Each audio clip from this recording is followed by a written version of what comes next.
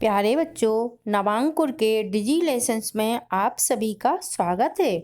आज हम हिंदी विषय में एक कहानी पढ़ेंगे जिसका नाम है वरना लकड़ी का। बच्चों, यह कहानी बीरबल की चतुराई की कहानी है। बच्चों, बीरबल बादशाह अकबर के महामंत्री थे। वो मंत्री थे उनके, और वह बहुत चतुर थे। बड़ी से बड़ी समस्या का हल वह तुरंत ही कर देते थे। हर उनके पास सभी समस्याओं का समाधान था। वह तुरंत ही हर समस्या का समाधान करते थे। वह बहुत ही चतुर थे। उनकी कई कहानियां हैं। बीरबल की चतुराई के नाम से उनकी बहुत सारी कहानियां हैं, और यह कहानी है तो बीरबल की चतुराई ही, पर इसका नाम है बढ़ना लकड़ी का। तो चलिए अब हम इसको शुरू करते हैं। बादशाह अकबर के राज्य में बड़े बड़े सेठ व्यापारी रहते थे। उनके पास धन की कोई भी कमी नहीं थी। एक दिन एक धनी व्यापारी के घर चोरी हो गई। चोर उसका सारा धन, जेवर आदि चुरा कर ले गए। उसके घर में कपड़ा और बर्तनों के सिवा कुछ भी नहीं बचा। वह मतलब कंगाल हो गए, गरीब हो गए। व्यापारी रातों रात, मतलब रात ही रात में, ये पहले तो वो बहुत धनी थे और चोरी हो जाने से वह कंगाल हो गए। व्यापारी ने राज्य के अधिकारियों को इसकी सूचना दी कि मेरे घर चोरी हो गई है, लेकिन चोर का कोई पता ही नहीं चला। अब जब इतनी बड़ी चोरी हुई थी तो बादशाह अकबर भी बहुत चिंतित हो उठे कि क्या किया जाए। तो बादशाह ने इस चोरी का पता लगाने का निर्णय किया कि इस चोरी का तो पता लगाना बहुत जरूरी है। उन्होंने बीरबल से सारा हाल कहकर चोर को माल के सहित पकड़ने का आदेश दे दिया। अब बीरबल ने बादशाह की आज्ञा का पालन किया। उन्होंने उस व्यापारी को बुलाया जिसके घर चोरी हुई थी। तब व्यापारी आया तो बीरबल ने उनसे पूछा कि तुम्हें किसी पर संदेह है, मतलब क्या किसी पर शक है? यदि किसी पर शक हो तो स्पष्ट बता दो, डरो मत। जो भी बात हो बताओ, घबराओ नहीं। तुम्हारी सारी संपत्ति, मतलब जो भी माल तुम्हारा चोरी हुआ है वह सब मिल जाएगा। तो वो तो दुखी थे भी व्यापारी, लेकिन बीरबल की बातों से उन्हें बहुत ढांढस बंधा, मतलब बहुत शांति मिली कि कोई मेरा है, मतलब जो मेरी चिंता कर रहा है। और बादशाह एक बार वहां पर मौजूद थे। वह दोनों की बातें सुन रहे थे, बीरबल की और व्यापारी की, कि मतलब क्या बात हो रही है। तब वो क्या हुआ कि व्यापारी ने कहा, मेरा यह अनुमान है कि नौकरों ने ही मिलकर यह काम किया होगा, क्योंकि बाहरी व्यक्ति को तो मेरे घर की जानकारी हो ही नहीं सकती है। किंतु यह भी सच है कि मैं किसी का नाम कैसे ले लूं? जब मैंने अपनी आंखों से देखा ही नहीं है चोरी होते हुए, तो मैं किसी का नाम भी नहीं ले सकता। तब बीरबल ने सोचा कि इन्हें नौकर पर संदेह है, तो बीरबल ने सिपाही को भेजकर व्यापारी के सभी नौकरों को बुलवा लिया। और जब सभी नौकर आ गए तो उन नौकर तो बीरबल ने उनको एक समान आकार की, मतलब एक सी बिल्कुल बराबर बराबर लकड़ी की पट्टियां मंगवाकर उन्हें दे दी, और कुछ झूठा मूठा मंत्र पढ़ने का ढोंग करने लगे, झूठ झूठ का, कि ये समझ ही ना पाए कि मैं क्या कर रहा हूँ। तो उन्हें झूठा झूठा मंत्र पढ़ा उन लकड़ियों पर, और एक एक लकड़ी की पट्टी सभी नौकर को, एक एक नौकर को एक एक पट्टी दे दी, और उनसे कहा कि आज रात में ये लकड़ियां तुम लोग अपने पास रख लो, कल सुबह मुझे दिखाना।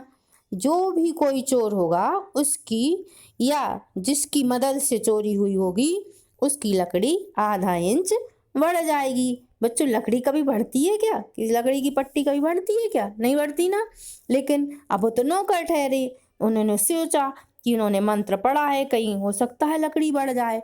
तो उनके मन में डर सा हो गया कि शायद बढ़ सकती है जब इन्होंने मंत्र पढ़ा है, पर लकड़ी तो कभी बढ़ती ही नहीं है। बढ़ती है क्या? नहीं बढ़ती ना। हाँ, तो अब जब बीरबल ने उनसे ऐसा कहा, और बीरबल ने ही उन्हें आदेश दिया राज्य के कर्मचारियों को कि इन सभी नौकरों को अलग अलग कमरों में रख दो, और उनकी देखरेख के लिए नौकर भी नियुक्त कर दिए, मतलब उनको देखने के लिए कि ये भाग ना जाए या कुछ कर ना लें, इस तरह से उनको नौकर भी नियुक्त कर दिए देखने के लिए। उन नौकरों में से बच्चों, जो एक नौकर सचमुच का चोर था, उसने मन में सोचा, यह लकड़ी यदि बाद में आधा इंच बढ़ने वाली है, आधा इंच बढ़ जाएगी, तो क्यों ना मैं पहले ही इसे आधा इंच काट कर छोटा कर दूं, ताकि यह बढ़ेगी भी तब भी बराबर ही रहेगी, और इस तरह मेरी लकड़ी सबके बराबर भी रहेगी और किसी को समझ में भी नहीं आएगा, बीरबल मुझे पकड़ भी नहीं पाएगा। ऐसा सोचकर उसने तुरंत अपनी लकड़ी को आधा इंच काट कर छोटा कर दिया। अब सुबह जब बीरबल ने सबकी लकड़ियों को देखा, तब एक व्यक्ति की लकड़ी और लोगों की लकड़ी से आधा इंच छोटी निकली। तभी बीरबल समझ गए कि यह असली चोर है और इसी ने चोरी की है।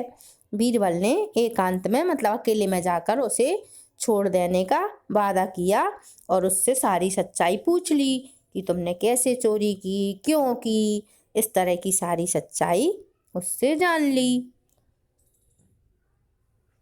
अब यह तो बीरबल की चाल थी, उन्हें तो चोर पकड़ना था। क्या कभी लकड़ी रात भर में बढ़ती है? नहीं बढ़ती ना। अब दूसरी सुबह बादशाह और बीरबल उसी जगह गए जहां माल रखा था। उनके साथ व्यापारी भी था। व्यापारी चोरी हुए माल को वापस मिल जाने पर बहुत खुश हुए। बादशाह भी सब कुछ देख रहे थे। ये बीरबल की बुद्धिमानी से हुआ और सब प्रसन्न हुए। वो उसका व्यापारी का माल वापस मिल गया और बादशाह तो बहुत ही खुश हुए। उनको हर उनकी चतुराई पर उन्हें इनाम देते थे। बादशाह थे ना, वो अकबर बादशाह थे ना, तो बीरबल उनके महामंत्री थे, तो हर समस्या का हल वही खोजते थे, निकालते थे मतलब बीरबल। तो जो भी उनकी समस्या का हल निकलने के बाद बीरबल उन्हें पुरस्कार देते थे, मतलब उन्हें कुछ ना कुछ तोहफा जरूर देते थे। तो अकबर भी बहुत खुश हुए, बादशाह अकबर भी बहुत खुश हुए और व्यापारी भी बहुत खुश हुआ, क्योंकि उसका चोरी किया हुआ माल वापस मिल गया था। तो चलिए बच्चों, अब इस पाठ के हम प्रश्नों के उत्तर समझते हैं। तो इन प्रश्नों के उत्तर आप सभी अपनी फेयर कॉपी में लिखेंगे और याद भी करेंगे, ठीक है। और बच्चों बराबर टेस्ट भी देते रहना है। आप सभी को टेस्ट देना बहुत ज़रूरी है। यदि आप टेस्ट नहीं देंगे तो आप अगली क्लास में कैसे जा पाएंगे? इसी क्लास में रहना है क्या? नहीं रहना ना। तो आप बराबर पढ़ाई करेंगे और बराबर आप टेस्ट भी देते रहेंगे, ठीक है ना। तो अब हम यहाँ प्रश्नों के उत्तर समझते हैं। तो पहला है, व्यापारी रातों रात कैसे कंगाल हो गया? उस उत्तर होगा, चोरी हो जाने से व्यापारी रातों रात कंगाल हो गया। दूसरा है, बादशाह क्यों चिंतित थे? तो इतनी बड़ी चोरी हो जाने से बादशाह चिंतित थे, है ना। यही होगा ना उत्तर। हाँ तो ठीक है। अब गा है, बीरबल ने चोर को पकड़ने के लिए क्या किया? इसका उत्तर होगा, बीरबल ने चोर को पकड़ने के लिए एक समान आकार की लकड़ी की पट्टियां मंगवाई। फिर घा है, नौकर ने क्या सोचकर लकड़ी को छोटा कर दिया? इसका उत्तर होगा, नौकर ने सोचा लकड़ी आधा इंच बढ़ जाएगी, इसलिए उसने पहले ही लकड़ी को काटकर छोटा कर दिया। अगला है, नौकरों को अलग अलग कमरों में क्यों रखा गया था? तो बच्चों इसका उत्तर होगा, सभी नौकर आपस में सलाह न कर सकें, इसलिए उन्हें अलग अलग कमरों में रखा गया था। आप चाहे बीरबल ने सच्चाई कैसे जानी? इसका उत्तर होगा, एक नौकर की लकड़ी को आधा इंच छोटी देखकर बीरबल ने सारी सच्चाई जान ली, है ना। ऐसे ही जानी थी ना। ठीक है, चलिए अब बच्चों यहाँ आगे हमें सही गलत के निशान लगाना है। तो इसमें सही गलत के निशान लगा लेना है। पहला है, चोर व्यापारी के घर से कपड़े बर्तन चुरा ले गए। कपड़े बर्तन चुराए थे क्या? नहीं ना, तो ये गलत होगा। उन्होंने तो सोना चांदी वो माल चुराया था, है ना।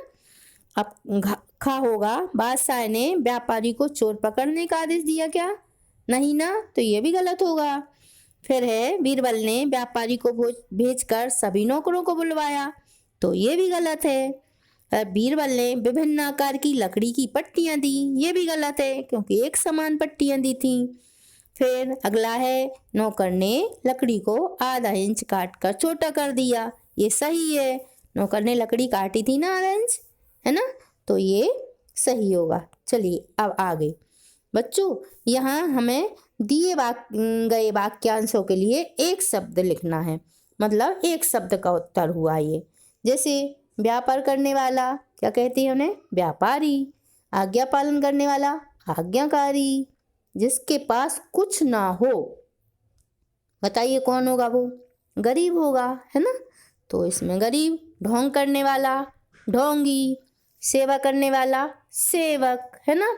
अब नीचे यहाँ खाली स्थान लिखना है, खाली स्थान भरना है बच्चों। तो 2 विकल्प दिए हुए हैं, इसमें हम खाली स्थान भरेंगे। कैसे? व्यापारी रातों रात क्या हो गया? कंगाल।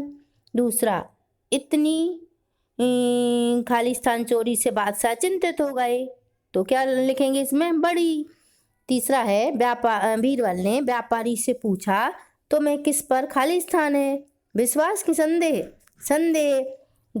फिर है दूसरी, खाली स्थान बादशाह वहाँ गए जहाँ माल रखा था, मतलब सुबह, है ना। चलिए अब आगे हम यहाँ फिर से ये इनको उच्चारण करना है और वाक्यों में प्रयोग करना है। तो अब हम इनके वाक्यों में हमने यहाँ लिख दिए हैं वाक्य बनाकर। अब बच्चों आप अपने मन से दूसरे प्रकार के वाक्य भी बना सकते हैं, जो हमने बनाए हैं ना उसके, वो भी लिख सकती हैं आप अपनी फेयर कॉपी पर, और अलग से भी आप वाक्य बना सकते हैं। जैसे हमने बना दिया है व्यापार करने वाले को व्यापारी कहते हैं। कंगाल, चोरी होने से वह कंगाल हो गया। निर्णय, हमें अपने निर्णय स्वयं लेने चाहिए। पश्चात, राम के जाने के पश्चात मोहन आया। फिर है संदेह, मुझे नौकर पर संदेह है। इस तरह से आप ये सारा कुछ अपनी फेयर कॉपी पर लिख लेंगे और याद भी करेंगे। ठीक है बच्चों, चलिए आज का ये पाठ यहीं समाप्त होता है। अगले वीडियो में हम फिर मिलेंगे। धन्यवाद।